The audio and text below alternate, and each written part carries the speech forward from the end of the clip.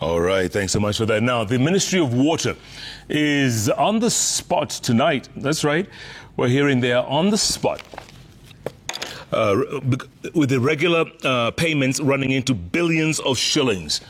Now, appearing before the National Assembly Public Accounts Committee, the ministry could not defend how billions of shillings were sank into purchase of land without title deeds or without sale agreements, injected billions into tens of boreholes that have remained incomplete.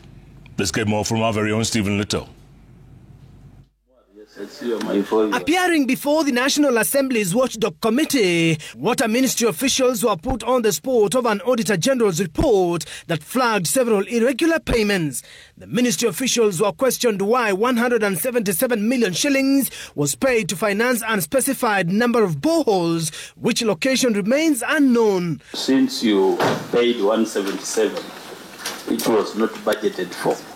Which items did you subtract from the approved budget for you to utilize the amount in the unbudgeted items? We have details of where the money went, the boreholes, the status of those boreholes, the locations, we have them. So we will submit that response to you.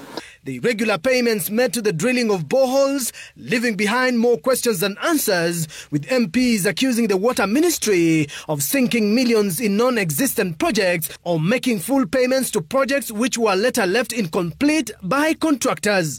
So PS, you would want a list of all the boreholes that are unspecified or the ones that are pending in this country, so that we can be able to identify some of these unspecified boreholes.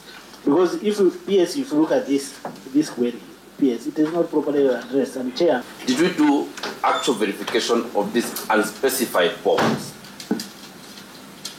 Are they complete? Are they jacketed? Do they have a yield? The Water Ministry was also questioned over the 19.6 million shillings payment to Muranga Lot 3 irrigation project that has reportedly stalled. The PS was also put to task to explain the justification for payment of 176 million shillings for the Kenyanyaini irrigation project that remains incomplete. River Sagana restoration project, in which 443.6 million shillings was sunk, raised queries. The MPs demanding to know why 2.7 million shillings was paid to hire a helicopter to fly the ministry official. The committee has done its job, so you don't need to over-defend. Where you feel mistakes were done, leave it to the committee to make a decision and surcharge. Offices are in perpetuity, which means I cannot say I was not there when it was happening or she was not there when this was happening. That's why we are here to defend.